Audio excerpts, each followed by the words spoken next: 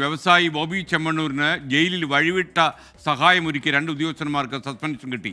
മധ്യമേഖല jail DIG Ajaykumar, Kakkanad jail സൂപ്രണ്ട് രാജു എബ്രഹാം എന്നിവർക്കെതിരെയാണ് നടപടി.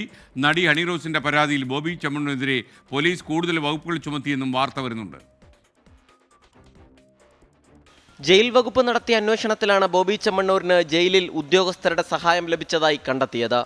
ബോബി ചെമ്മണ്ണൂർ ജയിലിലായിരിക്കുന്ന സമയത്ത് മധ്യമേഖല DIG Ajaykumar Bobby ചെമ്മണ്ണൂരിന്റെ കാറിലെത്തി.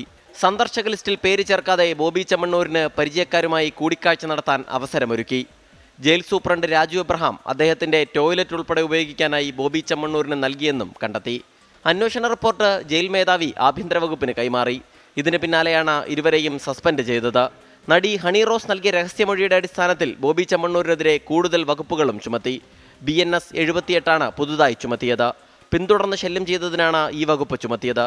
Central police Ernakulam magistrate കോടതിയിൽ റിപ്പോർട്ട് നൽകി. 24 തിരുവനന്തപുരം.